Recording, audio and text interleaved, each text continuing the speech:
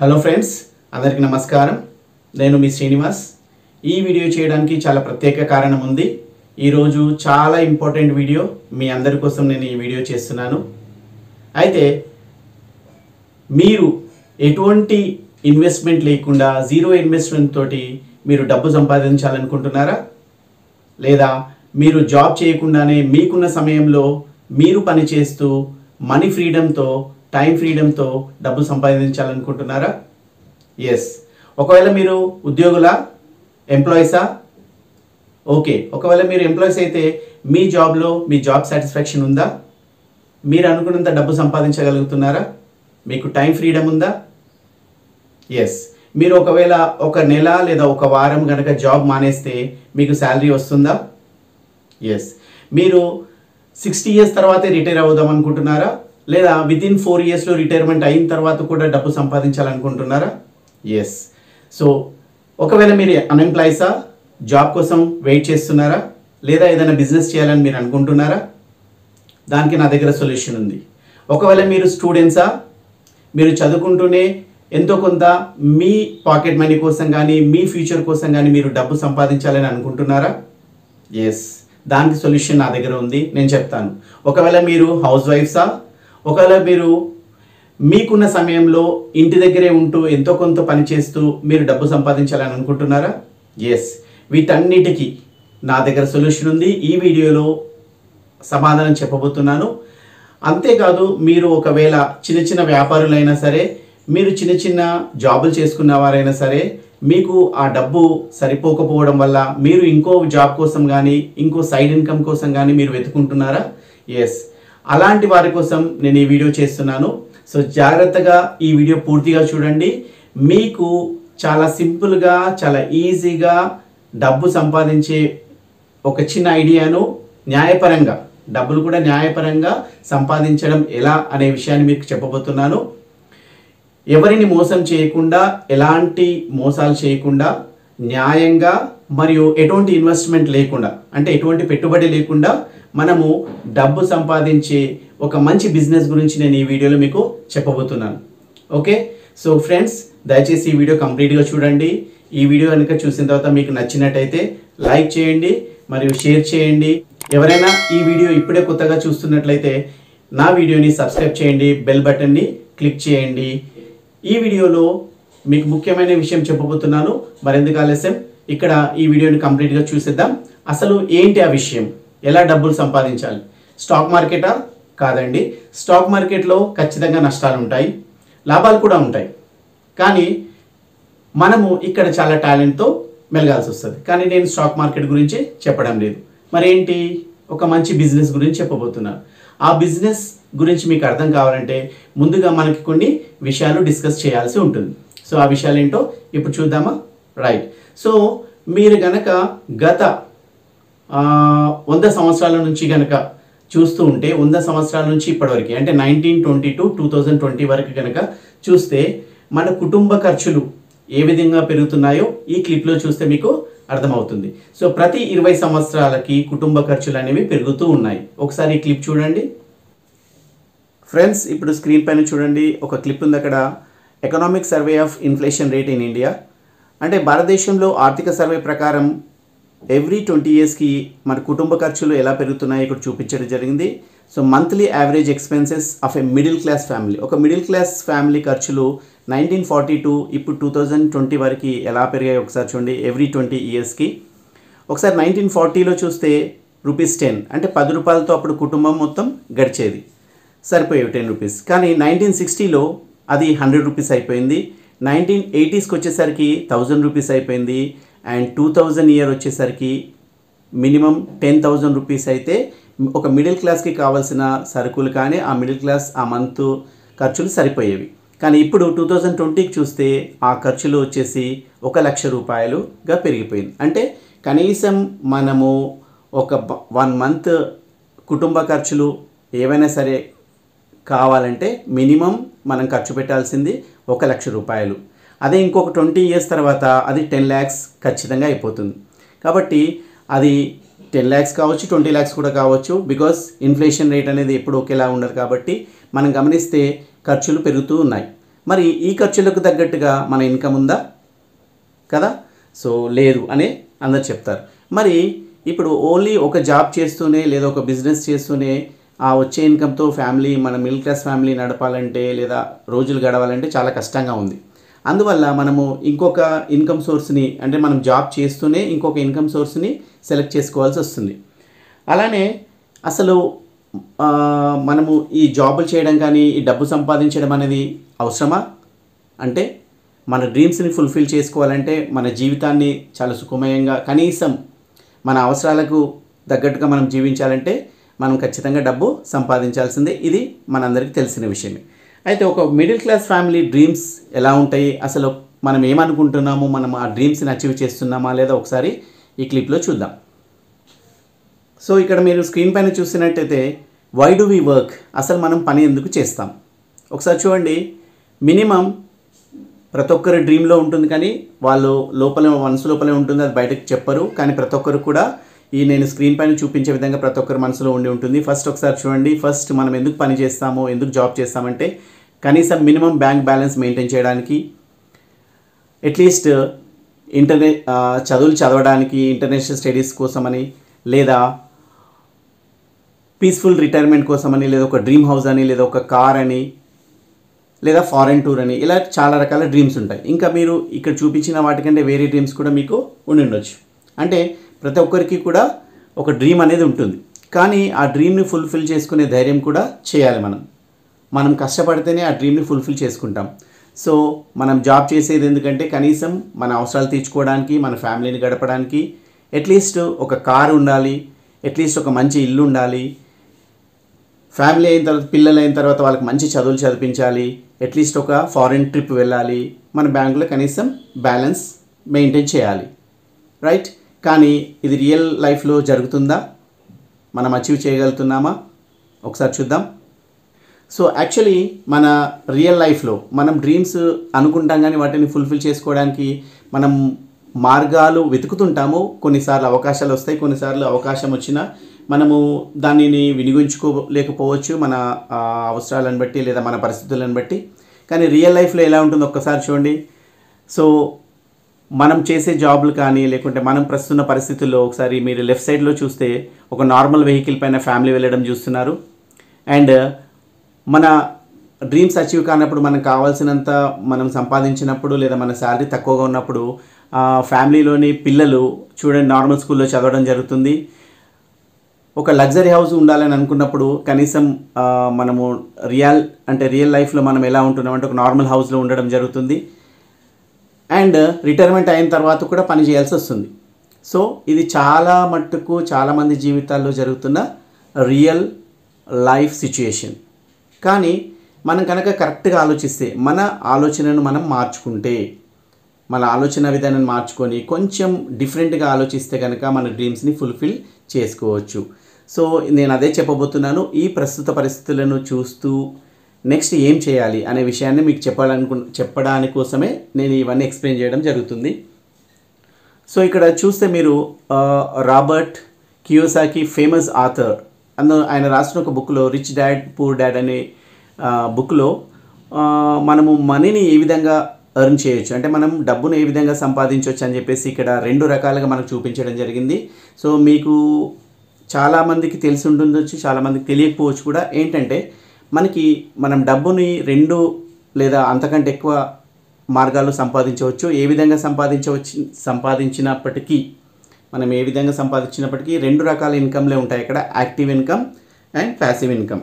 So ఒకసారి మీరు గమనిస్తే what is active income and what is passive income ఒకసారి చూడండి. లెఫ్ట్ సైడ్ చూస్తే మీరు యాక్టివ్ ఇన్కమ్లో అక్కడ చూడండి హార్డ్ వర్క్ ఉంటుంది మనం చేసే జాబ్లో.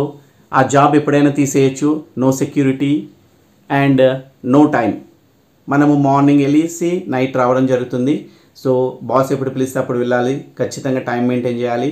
మనకు టైం ఫ్రీడమ్ ఉండదు, మనీ ఫ్రీడమ్ ఉండదు, వర్క్ మాత్రం హార్డ్గా చేయాల్సి వస్తుంది. సో చాలా కష్టపడడం జరుగుతుంది, ఎలాంటి సెక్యూరిటీ ఉండదు, టైం ఉండదు, అండ్ చాలా అప్పులు కూడా ఉండొచ్చు. దట్ ఈజ్ ఎంప్లాయీ చేసే విధానం. నెక్స్ట్ ఒకవేళ మీరు సెల్ఫ్ ఎంప్లాయిడ్ ఉంటే మీరు డబ్బులు ఎన్ని అయినా సరే సరిపోవు, ఎక్కువ అప్పులు చేయాల్సి వస్తుంది, ప్రెషర్ ఎక్కువ ఉంటుంది, గ్యారంటీ ఇన్కమ్ వస్తుంది అనేది గ్యారంటీ ఉండదు, అండ్ మీకు టైం కూడా ఉండకపోవచ్చు. సో మీరు ఏదైనా స్మాల్ ఎంప్లాయ్మెంట్ కానీ మీరు స్మాల్ జాబ్ చేస్తున్నప్పుడు ఇలాంటి పరిస్థితి ఎదుర్కోవాల్సి వస్తుంది. సో మీరు ఎంప్లాయ్మెంట్ వల్ల కానీ సెల్ఫ్ ఎంప్లాయ్మెంట్ వల్ల కానీ మీ సెల్ఫ్ బిజినెస్ వల్ల కానీ వచ్చే ఇన్కమ్, లేదా మనం పని చేస్తేనే ఇన్కమ్ వస్తే దానిని యాక్టివ్ ఇన్కమ్ అంటారు. మనం పని చేయకపోతే ఆ ఇన్కమ్ రాదు.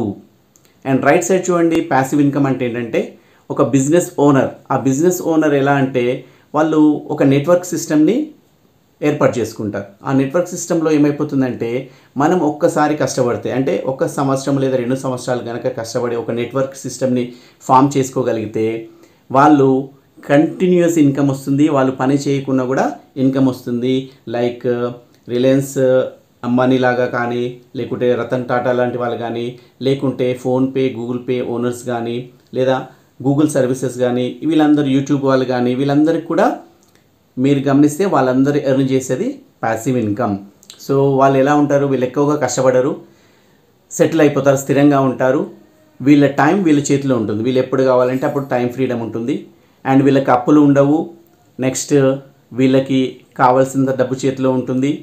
ఎక్కడంటే అక్కడ వీళ్ళు టూర్స్ వెళ్ళొచ్చు. ఏ అవసరానికి అయినా సరే డబ్బు చేతికి అందుతుంది.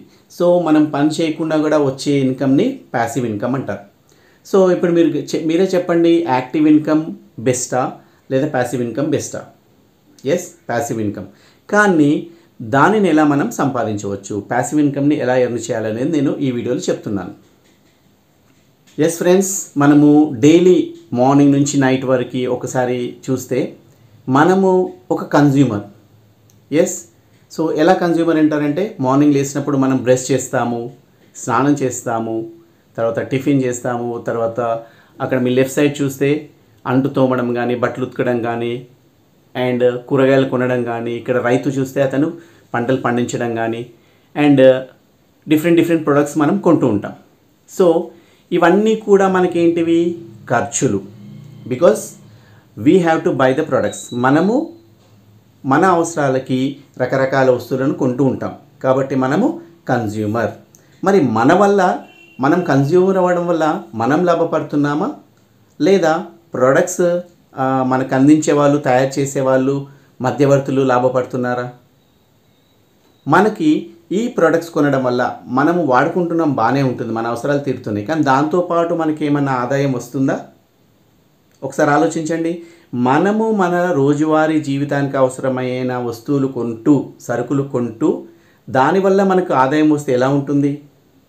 బాగుంటుంది కదండి. సో ఒకసారి చూద్దాం ఎలా వస్తుందో. ఒకసారి ఈ క్లిప్లో చూడండి, జాగ్రత్తగా గమనించండి, చాలా చాలా ఇంట్రెస్టింగ్గా ఉంటుంది, బాగా గమనించండి. ఇక్కడ పైన చూడండి, మనకి బయట మార్కెటింగ్ 2 రకాలుగా ఉంటుంది. Traditional market, that is nothing but open marketing, and కింద చూస్తే డైరెక్ట్ సెల్లింగ్ మార్కెట్. ఒక్కసారి ట్రెడిషనల్ మార్కెట్ గురించి అర్థం చేసుకుందాం. అంటే మనం రోజు చేసే మార్కెటింగ్, మనం రోజు చేసే షాపింగ్, అది ఏదైనా కావచ్చు. ఇంట్లో పేస్ట్ నుంచి, షాంపూ నుంచి, వాషింగ్ పౌడర్ నుంచి, హెల్త్ సంబంధించిన సప్లిమెంట్స్ కావచ్చు, లేదా డిఫరెంట్ షాపింగ్స్ కావచ్చు. మనం చేసే సిస్టమ్ ఏంటంటే ట్రెడిషనల్ మార్కెట్. ఓకే, చూడండి, ఇప్పుడు జనరల్గా మీరు ఏదైనా సరే ఒక ప్రోడక్ట్ మనం మార్కెట్లో కొంటే, ఫర్ ఎగ్జాంపుల్ అది 100 రూపాయలు ఉందని అనుకోండి. మనం కొన్న ప్రోడక్ట్ 100 రూపీస్ అని అనుకుంటే, కంపెనీ వాడు అదే 100 రూపీస్కి ఆ ప్రోడక్ట్ను తయారు చేస్తాడా? లేదండి.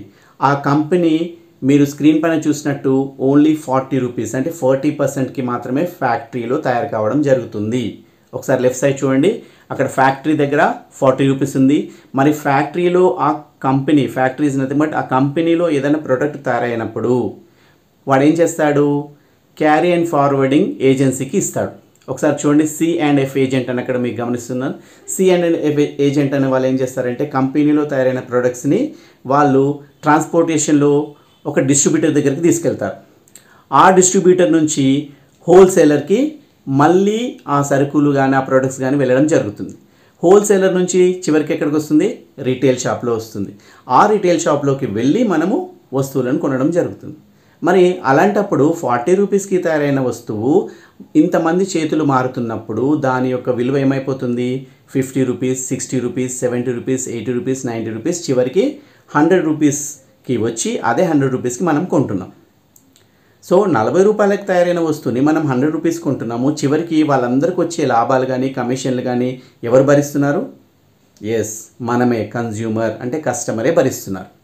ఇది ట్రెడిషనల్ మార్కెటింగ్. అందువల్ల ఇందులో మనం ఏంటి, డబ్బులు పెడుతున్నాం, వస్తువు కొంటున్నాం, వాడుకుంటున్నాం. కానీ మనకు క్యాష్ బ్యాక్ కానీ లేదా ఇన్కమ్ కానీ లేదా ఇతర భవిష్యత్తుకు సంబంధించిన ఇన్సూరెన్స్ కానీ ఏవైనా మనకు లాభాలు వస్తున్నాయా?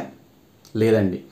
ఒకవేళ కనుక ఇవే 40% నుంచి 100% మధ్యలో ఉన్న 60% ఖర్చు ఏదైతే ఉందో అదే డైరెక్ట్ మనలోకి మనకే వస్తే ఎలా ఉంటుంది?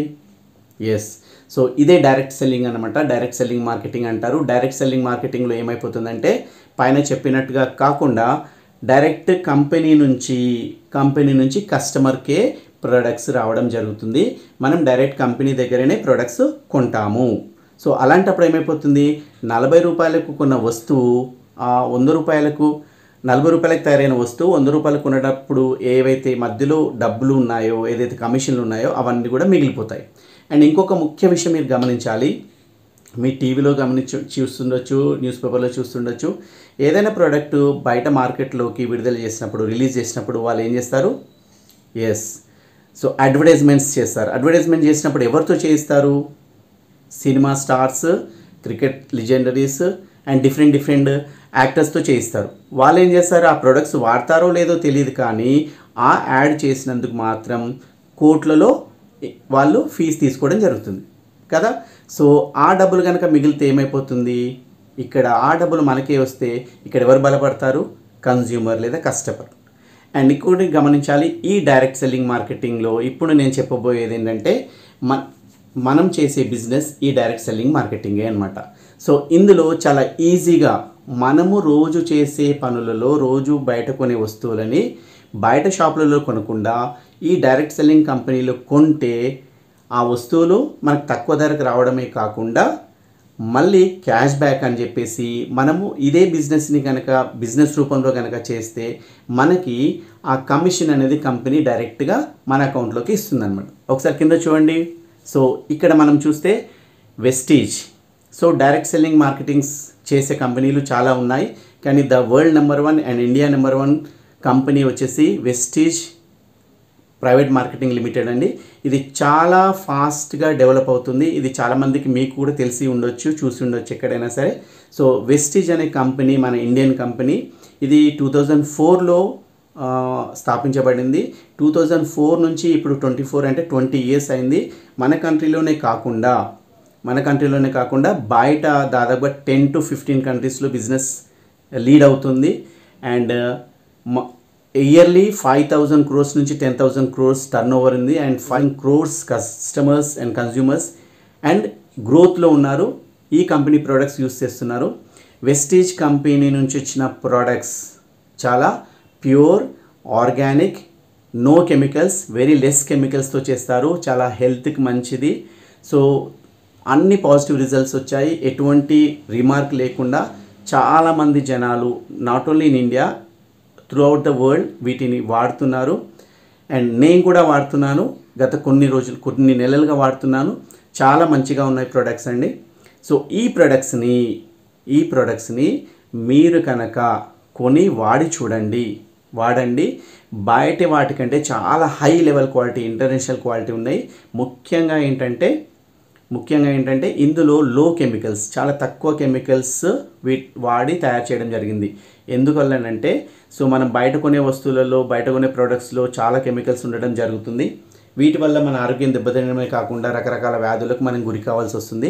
అది మనకు తెలియకుండానే మనం వివిధ రకాల వ్యాధుల బారిన పడుతున్నాము. మనకు చిన్న దానికి కూడా మనం తట్టుకోలేని పరిస్థితుల్లో ఉన్నాం. సో కాబట్టి అలా కాకుండా మనకు రెసిస్టెన్స్ పెరగాలంటే మనకు ఆర్గానిక్ ప్రోడక్ట్స్ వాడాలి. సో ఈ కంపెనీ వెస్టీజ్ అనే కంపెనీ ఆర్గానిక్ ప్రోడక్ట్స్ని ఇవ్వడం జరుగుతుంది. సో ఈ ప్రోడక్ట్స్ని మనం కొంటే ఏంటి లాభం? ఇక్కడ గమనించండి. వెస్టీజ్ షాప్లో మనం షాపింగ్ చేస్తే ఏంటి లాభం? ఒకసారి స్క్రీన్ పైన చూడండి. బెనిఫిట్స్ ఏంటి? ఒక బయట మార్కెట్కి వెస్టీజ్ షాప్కి చూడండి. Benefits, discount. మార్కెట్ షాప్లో ఎటువంటి డిస్కౌంట్ ఉండదు, కానీ వెస్టీజ్ షాప్లో 10 to 20% డిస్కౌంట్ ఇస్తారు with high quality products. And cash back. Market షాప్లో ఎటువంటి క్యాష్ బ్యాక్ ఉండదు, చూడండి, మీరు ఏదైనా షాప్కి వెళ్ళి ఏదైనా ప్రోడక్ట్ కొన్నప్పుడు దానికి క్యాష్ బ్యాక్ ఇస్తారా? ఏదైనా ఎప్పుడైనా కొన్ని సమయాలలో ఆఫర్స్ మాత్రమే ఇస్తారు తప్ప ఎవ్రీ టైం ఇవ్వరు కదా. కానీ వెస్టీజ్ షాప్లో 5 to 16% క్యాష్ బ్యాక్ ఇవ్వడం జరుగుతుంది. అండ్ ఒక ప్రోడక్ట్ కొంటే ఒక ప్రోడక్ట్ ఫ్రీ అని చెప్పేసి కొన్ని ఇస్తుంటారు బయట, బట్ అందులో క్వాలిటీ అనేది ఉండదు. బట్ ఇక్కడ క్వాలిటీ ఉంటుంది. ఇక్కడ ఫ్రీ ప్రొడక్ట్స్ ఇవ్వడం జరుగుతుంది. 10% ఫ్రీ ప్రొడక్ట్స్ ఇస్తారు వెస్టీజ్లో. అండ్ లాయల్టీ ప్రోగ్రామ్ అని ఉంటుంది. ఎలా లాయల్టీ ప్రోగ్రామ్ అంటే, ఈ కంపెనీలో వెస్టీజ్ కంపెనీ మార్కెట్లోని మీరు కనుక ప్రొడక్ట్స్ కొంటే, అంటే ఒకవేళ 3,500కు పైగా ప్రతి నెల మీరు బయట కొంటే దాదాపుగా 10,000 వరకు షాపింగ్ చేస్తారు జనరల్గా. ఇందులో కనుక మీరు 3,500 రూపీస్ ఎవ్రీ మంత్ 4 మంత్స్ కంటిన్యూగా కనుక కొంటే 5th మంత్లో 2,500 రూపీస్ ప్రొడక్ట్స్ ఫ్రీగా వీళ్ళు ఇవ్వడం జరుగుతుంది. లేదా మీరు కనుక 2,500 రూపీస్ ప్రొడక్ట్స్ ఎవ్రీ మంత్ అలా 4 మంత్స్ కనుక కంటిన్యూగా కొంటే 1,250 రూపీస్ ప్రొడక్ట్స్ 5th మంత్లో మీకు ఇవ్వడం జరుగుతుంది. అండ్ ప్రొడక్ట్స్ గ్యారంటీ, మీరు బయట కొంటే ప్రోడక్ట్స్ ఎంత గ్యారెంటీ ఉంటాయో లేదో తెలియదు, కానీ ఇక్కడ వీళ్ళు చాలా ఛాలెంజ్డ్గా, వెస్టీజ్ కంపెనీ వాళ్ళు ఛాలెంజ్డ్గా 30 డేస్ వాడిన తర్వాత మీకు నచ్చకపోతే 30% రిటర్న్ పాలసీతో వీళ్ళు ఈ ప్రొడక్ట్స్ని ఇవ్వడం జరుగుతుంది. అండ్ వీళ్ళు మార్కెటింగ్ చేయడం జరుగుతుంది. ఓకే, సో టోటల్ బెనిఫిట్స్ వచ్చేసి 45% వెస్టీజ్ షాప్లో ఉంటుందన్నమాట. రైట్, ఓకే అండి. సో ఇది మీకు నేను చెప్పదలుచుకున్న బిజినెస్ అండి. ఇందులో బిజినెస్ ఎలా చేయాలి అండ్ ఇందులో ఎలా ముందుకు వెళ్ళాలనే విషయానికి సంబంధించి మీకు నెక్స్ట్ వీడియోలో మీకు చెప్పబోతున్నాను. సో నెక్స్ట్ వీడియోలో మీకు ఈ వెస్టీజ్ బిజినెస్ ఎలా చేయాలి అండ్ ఎలా ముందుకు వెళ్ళాలి, మనకు ఎవ్రీ మంత్ ఎంత ఇన్కమ్ వస్తుంది, ఇన్కమ్ రావాలంటే మనం ఏమి చేయాలి, అండ్ ఎలా డిఫరెంట్ స్టేజెస్ ఉంటాయి ఇందులో, అండ్ ఏమేమి ప్రొడక్ట్స్ ఉంటాయని చెప్పేసి నేను నెక్స్ట్ వీడియోలో మీకు వివరించడం జరుగుతుంది. మీరు కనుక ఈ బిజినెస్ చేయాలనుకుంటే నేను ఫోన్ నెంబర్ స్క్రీన్ పైన ఇస్తున్నాను. నాకు మీరు పర్సనల్గా ఫోన్ చేయొచ్చు. స్క్రీన్ పైన ఇచ్చే ఫోన్ నెంబర్కి నాకు ఫోన్ చేసి మీ డౌట్స్ ఏదైనా సరే మీరు నన్ను డైరెక్ట్గా మీరు కాల్లో అడగవచ్చు. నేను ఎక్స్ప్లెయిన్ చేస్తాను ఈ బిజినెస్ ఎలా చేయాలని చెప్పేసి. చాలామంది ఇప్పటివరకు ఎంప్లాయీస్ కానీ, అన్ఎంప్లాయీస్ కానీ, స్టూడెంట్స్ కానీ, హౌస్ వైఫ్స్ కానీ, ఇళ్ళలో పనిచేసుకునే మహిళలు కానీ, చిన్న బిజినెస్ చేసుకునే వాళ్ళు కానీ, పూలు అమ్ముకునే వాళ్ళు, ఇలా చాలామంది ఈ బిజినెస్ స్టార్ట్ చేసేసి కనీసం 1 year నుంచి చేస్తూ ఇప్పుడు వాళ్ళు కనీసం 40,000 పై నుంచి 1,00,000, 2 లక్షలు, 3 నుంచి 4 లక్షలు ఇన్కమ్ వాళ్ళు తీసుకుంటున్నారు ఈ బిజినెస్ నుంచి. అంటే వాళ్ళు వాడుతూ ఇతరులకు చెప్తూ ఈ బిజినెస్ చేస్తున్నారు. వాళ్ళు 1,000 నుంచి లక్షల్లో ఇన్కమ్ పొందుతున్నారు. మీరు కనుక సైడ్ ఇన్కమ్ అనుకోవచ్చు, మెయిన్ ఇన్కమ్ అనుకోవచ్చు, ఏ విధంగానైనా సరే మీరు ఇన్కమ్ పొందడం గ్యారంటీ. ఇందులో ఎటువంటి నష్టం ఉండదు, నో ఇన్వెస్ట్మెంట్. సో అది ఎలా చేయాలనేది మీకు కావాలనుకుంటే నాకు ఫోన్ చేయండి. అండ్ ఖచ్చితంగా ఇందులో కనుక మనం వర్క్ చేస్తే గ్యారంటీ ఇన్కమ్ ఉంది. చాలా ప్రూఫ్స్ ఉన్నాయి మీకు, నేను కావాలంటే మీకు చూపిస్తాను నాకు కనుక ఫోన్ చేస్తే మీరు. ఓకే అండి. సో ఈ వీడియో కనుక మీకు నచ్చితే, మీకు బాగా అనిపించింది అనుకుంటే దయచేసి లైక్ చేయండి, మీ ఫ్రెండ్స్కి షేర్ చేయండి, నా ఛానల్ని సబ్స్క్రైబ్ చేయండి. నెక్స్ట్ వీడియో కోసం stay tuned to Sri 9 Teaching. Thank you.